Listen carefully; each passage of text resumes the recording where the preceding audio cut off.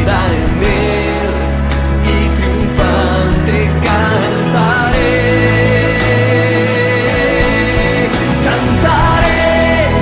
Cantaré un himno de gloria, cantaré al Dios de mi historia, mi máximo amor. Gritaré, eres mi victoria, gritaré mi máxima gloria, es Cristo mi Rey.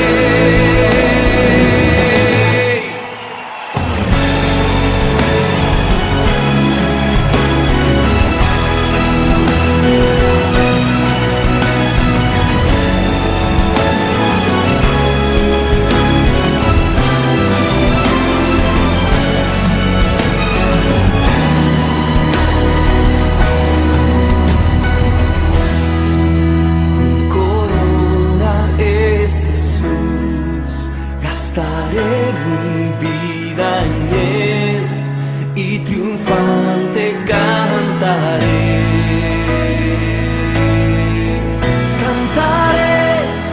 Cantaré un himno de gloria, cantaré al Dios de mi historia,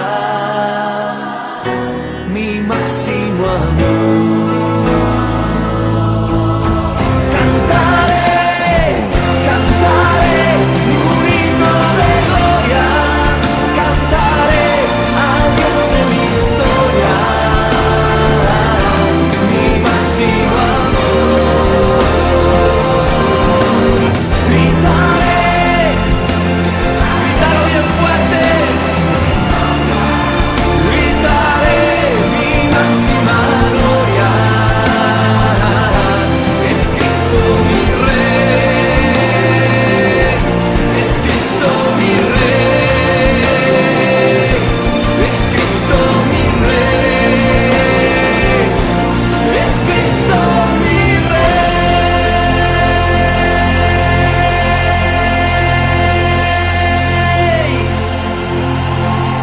Buenas noches, querida familia de la fe, querida iglesia. Volvemos a encontrarnos a través de este medio y qué bueno saber de que ya desde el domingo el Señor ya ha estado respondiendo.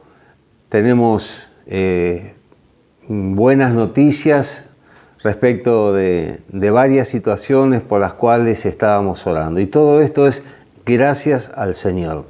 Toda la honra, toda la gloria se la lleva nuestro Padre Celestial, sabiendo que Jesús está intercediendo por nosotros a la diestra de Dios Padre. Qué bueno que saber que el Señor está contestando nuestras oraciones. Tenemos situaciones difíciles también, situaciones que están como en un stand-by, pero tenemos que estar esperando y tenemos que estar clamando día y noche, como el Señor decía en la parábola del juez injusto, donde esa viuda iba y le insistía a este juez. Y él decía que, bueno, ya es tan inoportuna esta mujer, le voy a hacer justicia. Y la palabra dice, ¿cómo no va a contestar el Señor la oración de los justos que claman día y de noche?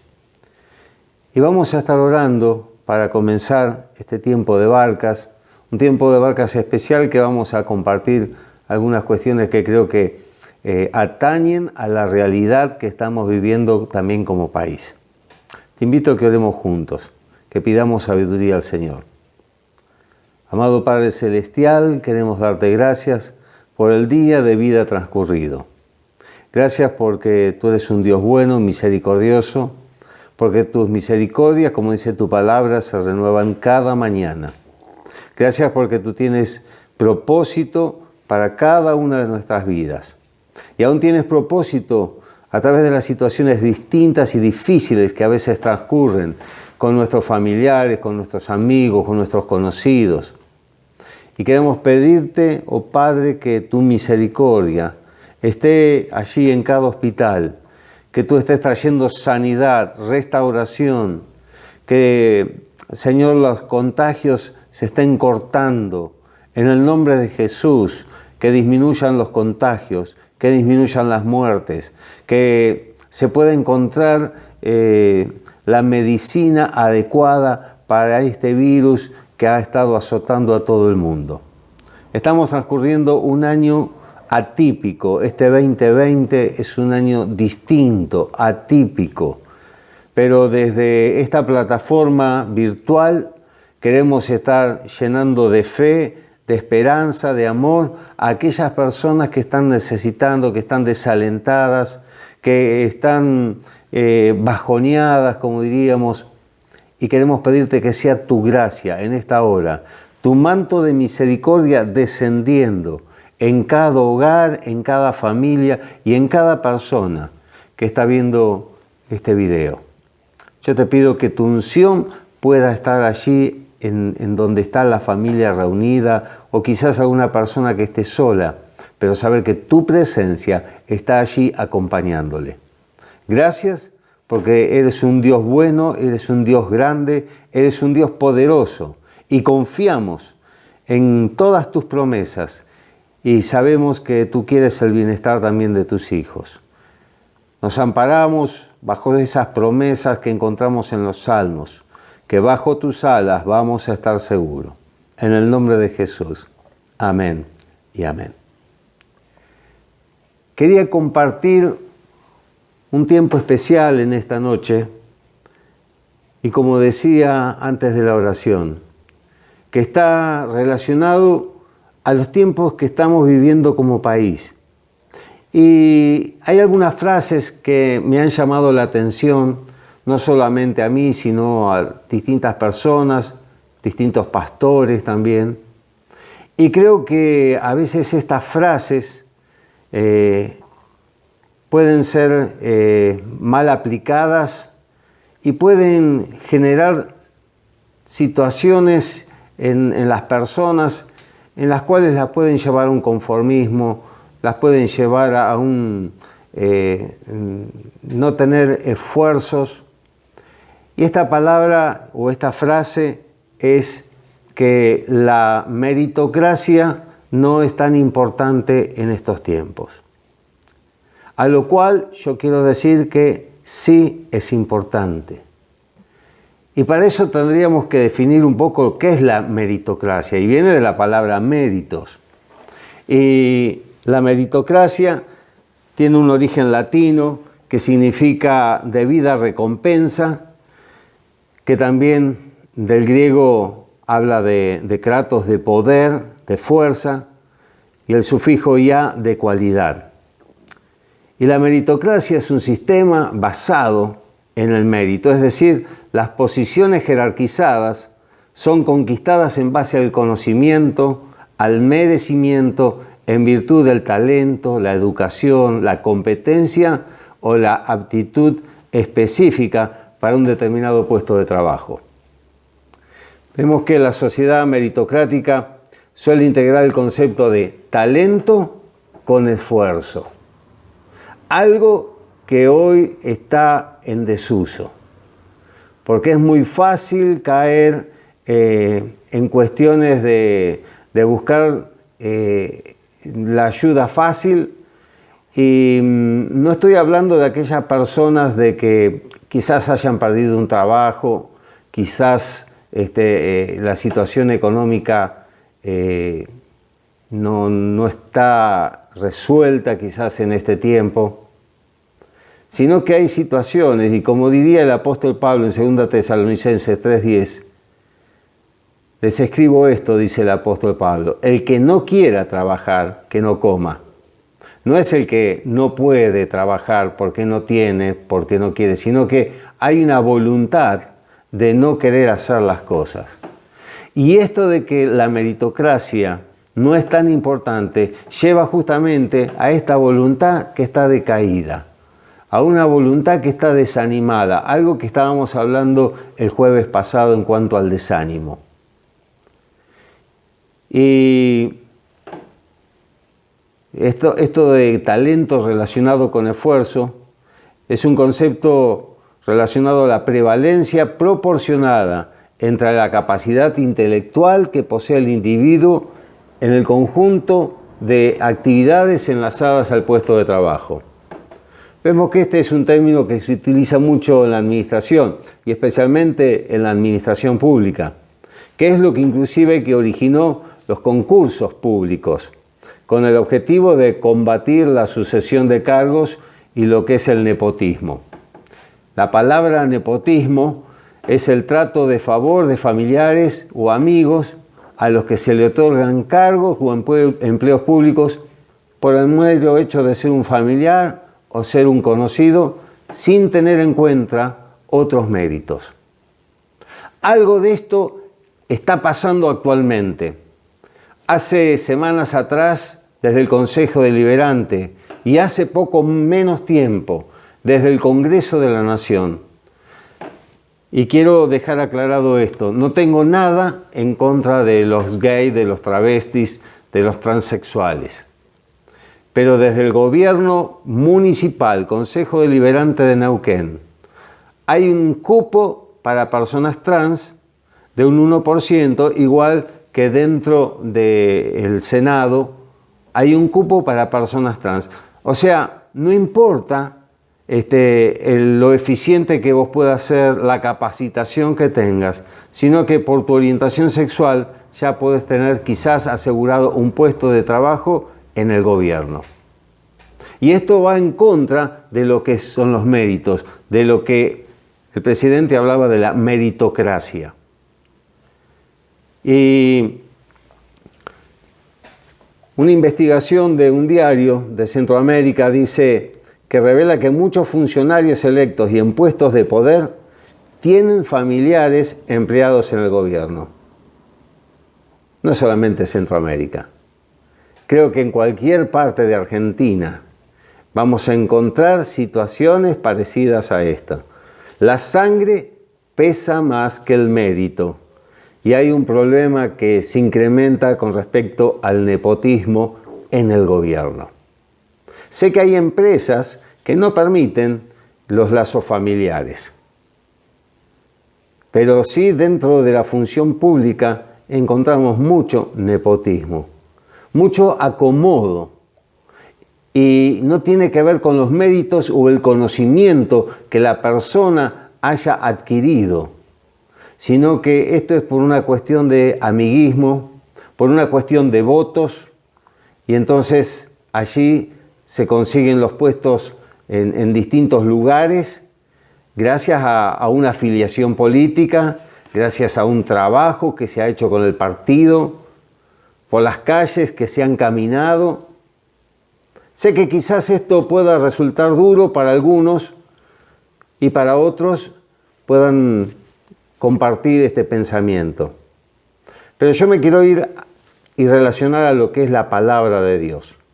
Y allí, en Mateo capítulo 25, del 14 al 30, tenemos una parábola que habla de los talentos. Y el talento era un peso que eran 58 kilos de oro, que evaluados al valor de hoy serían entre 1 millón y $1,5 millones de dólares.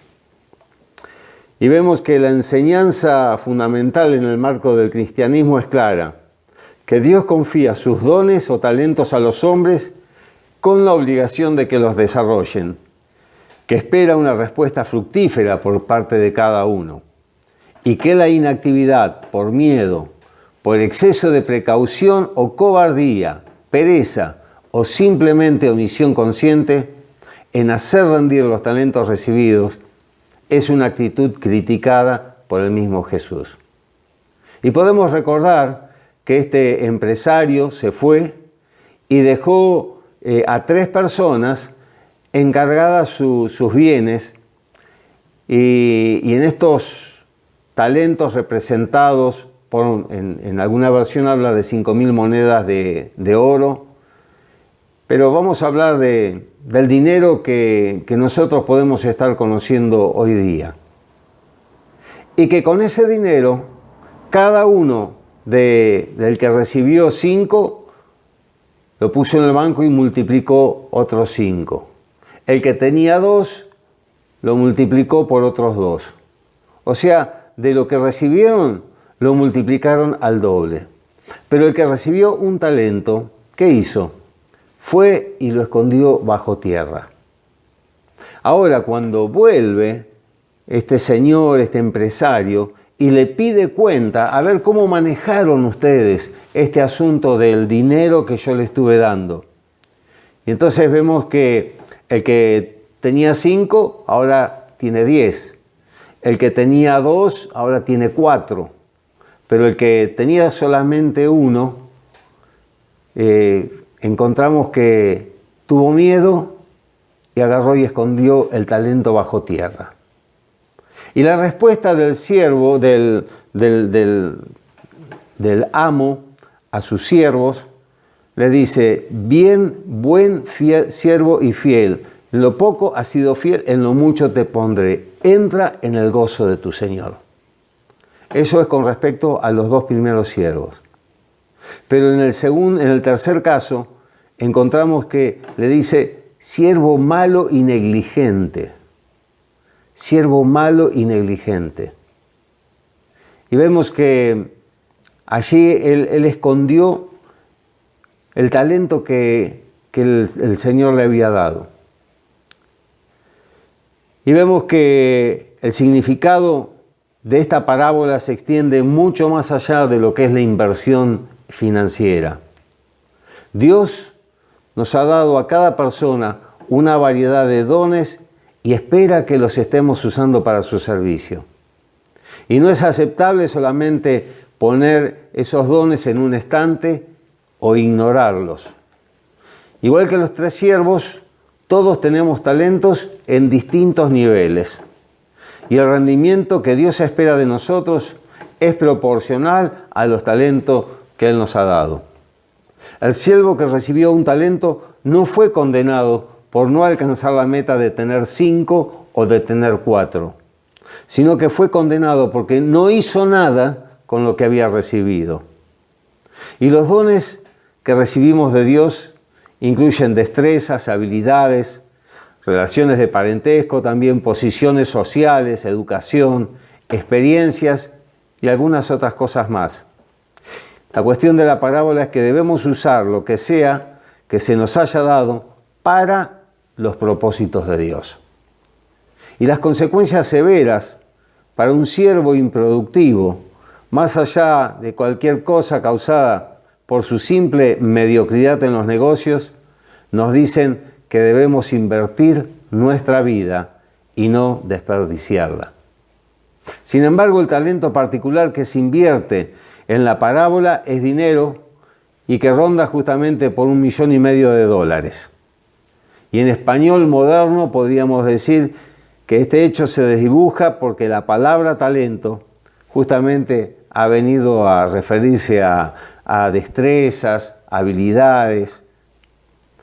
Pero esta palabra que está hablando de dinero describe la inversión y no la acumulación, como una acción piadosa, honrada, que podemos alcanzar propósitos piadosos de una forma piadosa. Esto tiene que ver con la no especulación, sino con acciones honradas que podamos estar llevando a cabo en nuestra vida. Vemos que al final de este relato, el Señor alaba a estos 2 siervos, porque Él se preocupa por los resultados, por los métodos y también por la motivación. Y Dios no dota a las personas con dones idénticos y necesariamente equitativos. Y podés hacer lo mejor que podés con los dones que Dios te ha dado. Y vas a poder escuchar al Señor diciendo: bien has hecho. Y no todos los dones, como decía, tienen el valor igual como las personas. Vemos que esta parábola termina con el talento que se le quita al tercer siervo y se le da al que tenía mayor cantidad de talentos. Y un valor igual no necesariamente significa una compensación igual. Algunas posiciones requieren más destreza o habilidades y por lo tanto se tienen que recompensar como corresponde. El que se ha capacitado, el que ha estudiado, el que ha invertido tiempo en un posgrado, en una capacitación de algún oficio, tiene una remuneración distinta al que hace todo así, que me salga como Dios quiera, a ver si sale. Creo que esto habla de esfuerzo. Los méritos son el esfuerzo que nosotros hacemos para poder llegar a tener un objetivo, alcanzarlo y hacerlo de la mejor manera. Vemos que los dos siervos que hicieron el bien fueron recompensados de acuerdo en forma proporcional a lo que se le había dado. Y la implicación de esta parábola es que debemos usar los talentos de la mejor manera posible para con el Señor. Y cuando lo hacemos, estamos en condición de igualdad con otros siervos que son confiables al Señor. Uno puede tener un talento distinto a otro, y así como lo dice Primera de Corintios, allí en el capítulo 12, que Él ha repartido dones. Y hay algo que es particular, que dice que el Espíritu Santo reparte como Él quiere. Nosotros podemos llegar a pedir tener algún don, pero Él ve la necesidad que hay en el cuerpo de Cristo. Y los dones son algo que venimos recibiendo en el segundo nacimiento. En el primer nacimiento, en el nacimiento natural, el hombre puede desarrollar talentos. Por ejemplo, alguien que le guste la música y puede tocar bien un instrumento. Pero cuando hablamos de dones espirituales, los regalos que Dios nos da vienen de parte del cielo. Y son justamente para invertirlos en el reino de Dios.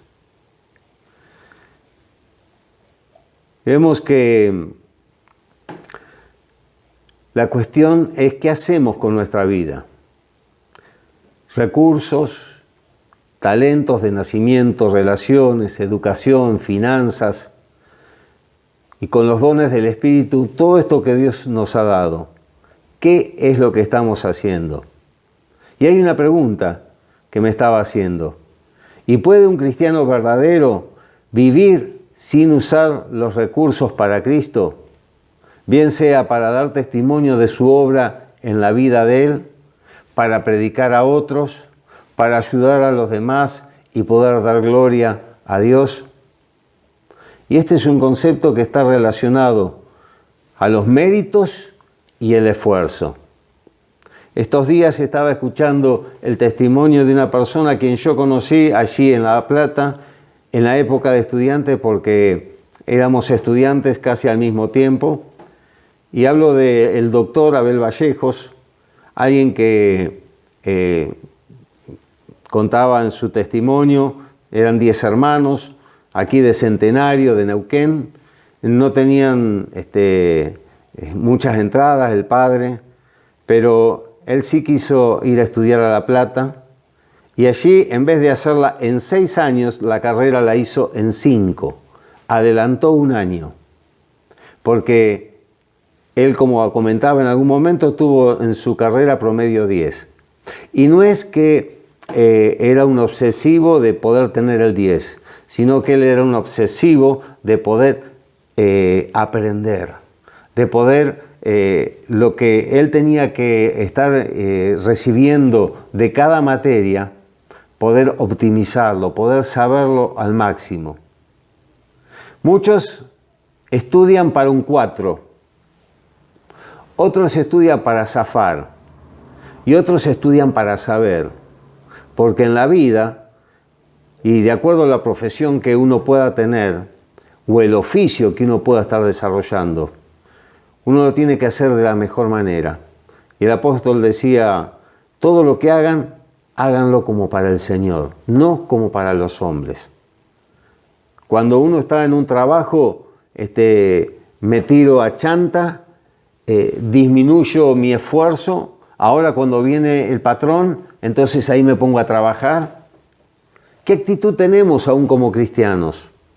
Cuando nadie me ve, entonces no hago nada o hago el mínimo esfuerzo.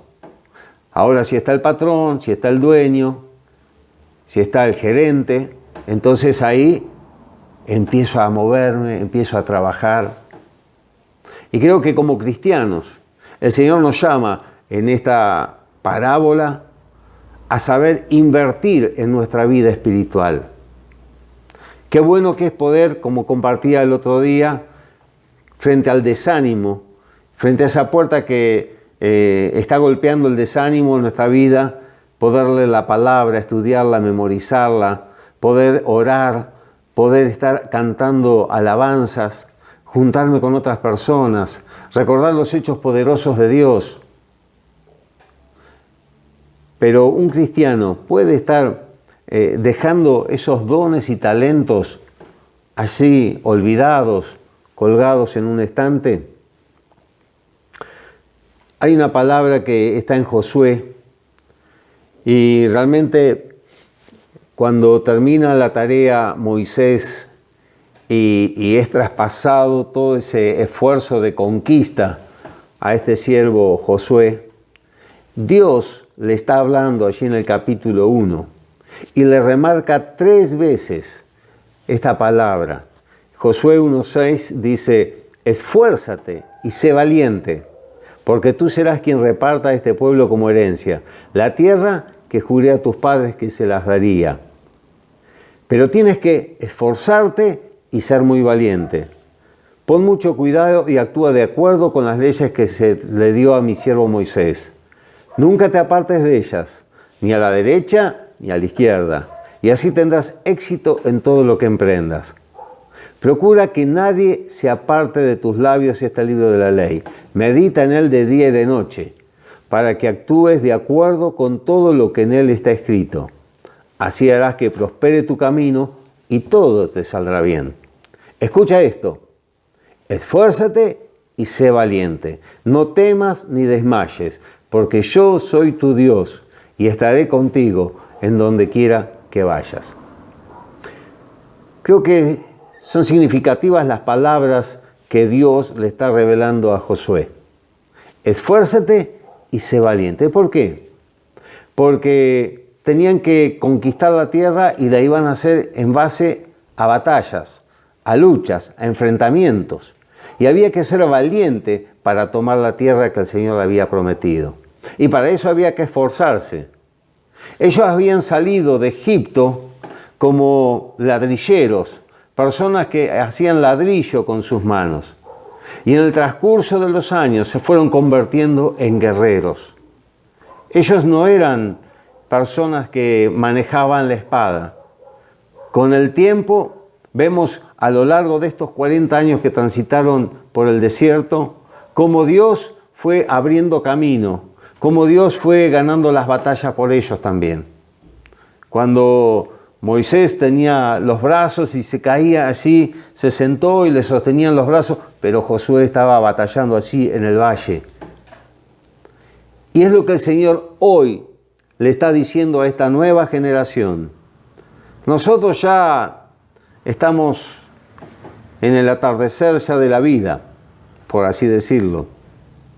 Pero hay una generación que está amaneciendo, que es nueva y que necesita conocer, y algo que no le pasó a la gente de Israel, que no transmitió todos los hechos poderosos de Dios. Y esa generación no conoció las historias, por más que se las hayan contado, pero creo que es importante la tarea de padres a hijos, de contar las bendiciones, las pruebas, cómo salimos, cómo el Señor nos ayudó, cómo el Señor proveyó, cuando no teníamos nada, cuando podríamos decir no éramos nada, y cuando uno llegó aquí a Neuquén, uno diría, como dice el dicho, veníamos con una mano adelante y otra atrás, y el Señor proveyó, el Señor nos hizo conquistar el terreno. Y seguramente vos podrás recordar tus propias experiencias y las podrás compartir a tus hijos y a tus nietos.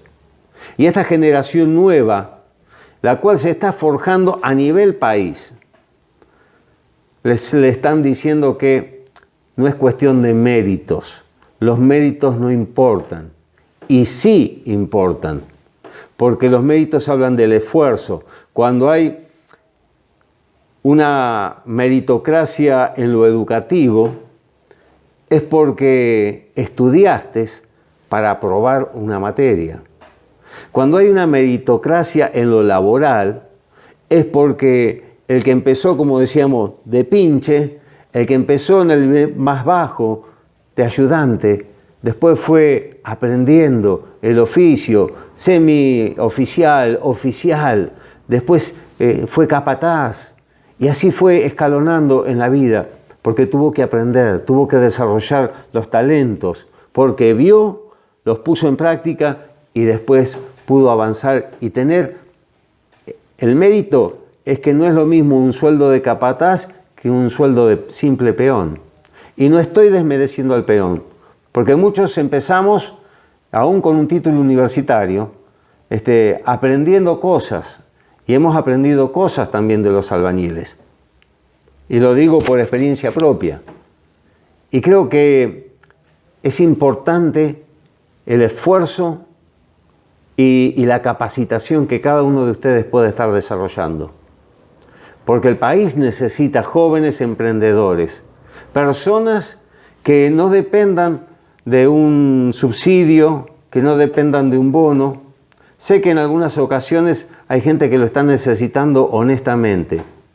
Pero estoy hablando de aquel que es un vivo, de aquel que no quiere trabajar, como dice el apóstol Pablo, y el que no quiera trabajar, que no coma, dice la palabra. Estoy hablando de aquellos que, viendo tantos beneficios que se otorgan y viendo el presupuesto de lo que es el año que viene y tantos billones de pesos que se le imputan a lo que es ideología de género, uno está luchando contra esas cosas. Creo que los méritos es por la capacitación, por el estudio, por el esfuerzo. Ser valiente es lo que le decía el Señor a Josué. Y es lo que el Señor te está diciendo en esta hora. Que puedas ser valiente, que puedas ser esforzado y que puedas alcanzar los logros por los cuales el Señor te salvó. Te salvó con un propósito. Y es importante que esos propósitos de Dios se puedan estar cumpliendo en tu vida. Como decía, un cristiano puede dejar de ser un testigo. Un cristiano puede dejar de servir al Señor. A veces los dones pueden estar, como diríamos, acobachados, guardados. Pero es hora de que los dones los podamos poner en práctica. Lo que el Señor te ha dado es la fe. Y la fe sin obras es muerta, dice la palabra. Y es importante que en este tiempo, como iglesia, podamos nosotros ser una luz a nuestros vecinos. Que podamos ser personas que seamos de influencia positiva en aquellos que nos rodean.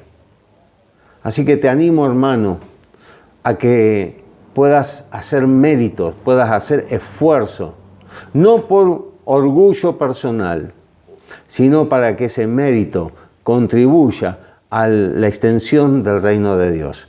Que ese mérito en lo laboral va a retribuirte buenos ingresos para tu vida. Y no porque seas un acomodado, no porque tengas una función, porque te lo ganaste con los años de militancia, sino porque sos capaz, porque tenés las habilidades para desarrollar la tarea. Y entonces nadie te va a poder estar juzgando de que sos un acomodado, sino que tus méritos es por tus esfuerzos y vas a llegar a tus logros. Te invito a que puedas estar reflexionando en esto. Y vamos a terminar orando. Y vamos a entregar al Señor aquellas cosas que quizás nos tiran al abandono, a la dejadez. Y vamos a pedirle al Señor la fortaleza, la dirección, para que nosotros podamos ser personas que podamos influir en este mundo. Oramos. Amantísimo Dios y Padre Celestial, una vez más en tu presencia, agradecidos por tu palabra, agradecidos por tus enseñanzas, y en medio de lo que el país está viviendo actualmente, queremos ponernos en la brecha con esfuerzo, con capacitación, con talento, y poder decir también a esta nueva generación que está asomando, repetir las palabras que tú, oh Señor, se las dijiste a Josué: esfuérzate y sé valiente.